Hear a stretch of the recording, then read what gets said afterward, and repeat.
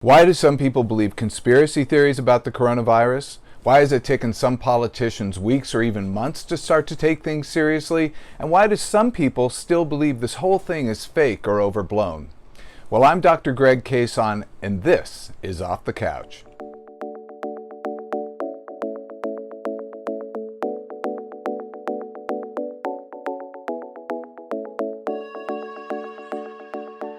Conspiracy theories are really nothing new. We've seen them throughout the ages, and they're super popular on conservative websites and with conservative pundits and on conservative TV stations.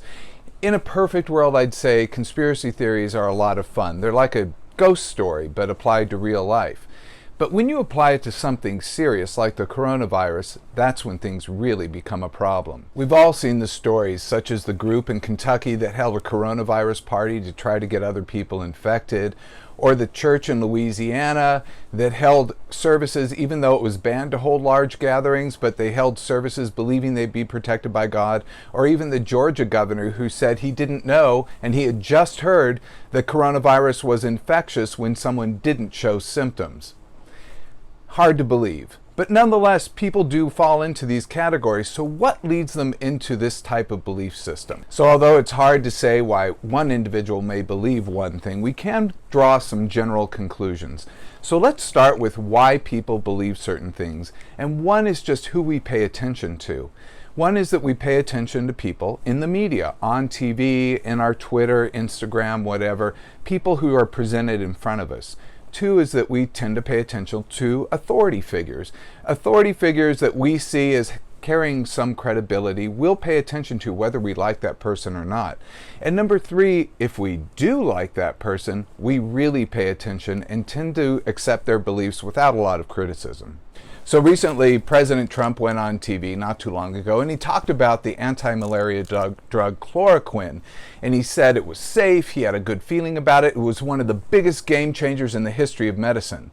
And although there's some promise with the drug, there's still a lot of danger associated with that drug. Nonetheless, a man in Arizona, heeding President Trump's words, went and ingested a large amount of aquarium cleaner which had, you guessed it, chloroquine in it, and the man died. Most of us think of ourselves as rather rational, that we can take information, evaluate it, and spit it back out in the most truthful way. But maybe that's the case in the beginning when we're not really sure. We really do try to evaluate information.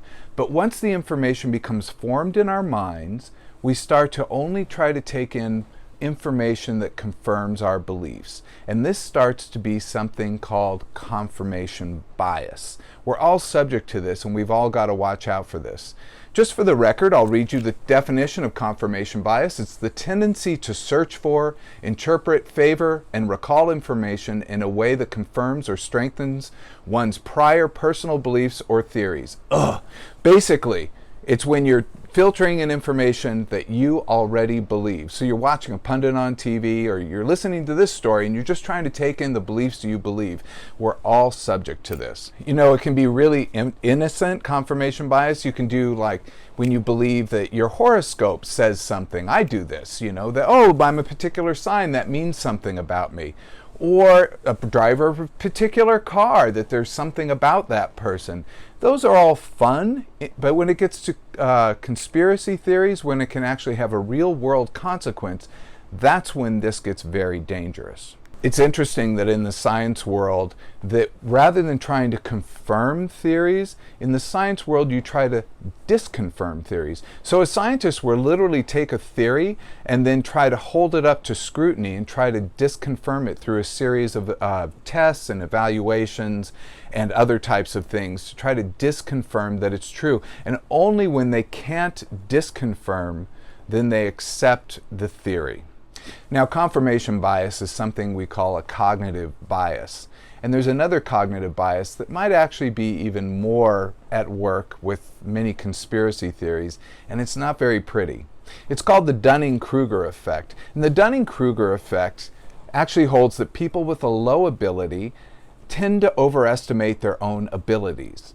So basically, if they have a low ability to do something, they tend to think they can do it until it's proven otherwise. So the Dunning-Kruger effect holds that people have an internal illusion of themselves. They tend to overestimate their own abilities. So they have difficulty in recognizing their own incompetence, which leads them to inflated self-assessments. They tend to think they're great in many things. We've all met these people. I'm always talking to people who say that they could be a psychologist, and maybe they are really good at hearing people and listening to people and being compassionate with people. But it's a lot of work to get here, let me tell you, folks. But it all came from this criminal case, this really interesting criminal case. A guy named MacArthur Wheeler, he actually robbed a bank. He put lemon juice all over his face. Because you remember as kids that lemon juice seems to be a property in invisible ink. I don't know, we used it at some time to actually make ink disappear or reappear, can't remember. But the bottom line is this guy actually put it on his face thinking that the surveillance cameras wouldn't catch him. And when the police actually questioned him, he expressed a lot of disbelief that the cameras could actually see who he was, because he was quite convinced that the lemon juice could hide his identity. So the Dunning-Kruger effect is similar to a concept we use in mental health and physical health. It's something called anosognosia. And anosognosia is a really interesting neurological condition where a person with a mental or a physical disability literally denies or is unaware of their own disability. We see this in a condition called schizophrenia, where sometimes people with schizophrenia truly believe they don't have schizophrenia. We also see it with other cognitive difficulties like dementia and other things where people really don't believe that's what's going on. So here's what makes it especially embarrassing. This seems to be a really American phenomenon. It may be just a Western phenomenon, but we see it a lot with Americans, this Dunning-Kruger effect. Because when it's evaluated in a collectivist culture, such as the Japanese people, we see quite the opposite happen. The Japanese people literally underestimate their abilities, and they see that when they fail at a task, they see it as an opportunity to learn and as a way to help improve the group overall. And things get really problematic because it also depends on where you're getting your information. So if you're surrounded by people who believe a particular thing and they reinforce your belief system, whether it's watching TV or just talking to a friend, you tend to really dig into that belief. So surrounding yourself, we often hear this thing called an echo chamber. So just with the algorithms and Twitter and Instagram, YouTube, etc., they often will feed you back information that you're already paying attention to and will typically confirm your beliefs.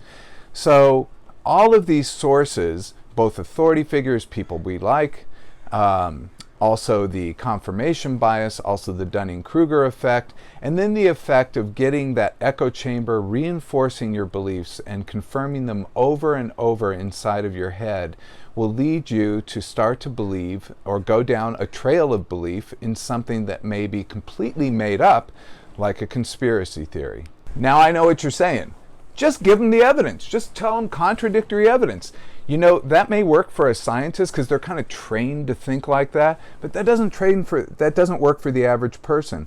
It actually will work better for the average person if they get feedback from someone that they trust, combined with actually helping them to do, let's say, a task that they thought they had a great ability at, and then they start to see that indeed it isn't as easy as it looks.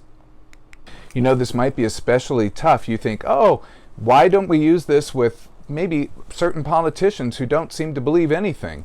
Well, that doesn't work if you surround yourself by yes men. You actually need to surround yourself by people who will hold contradictory evidence up to you and say, here's some other beliefs, and actually talk to you about that. So it's going to require that people in power have actual people that they trust who can present different opinions in a way that they can take in.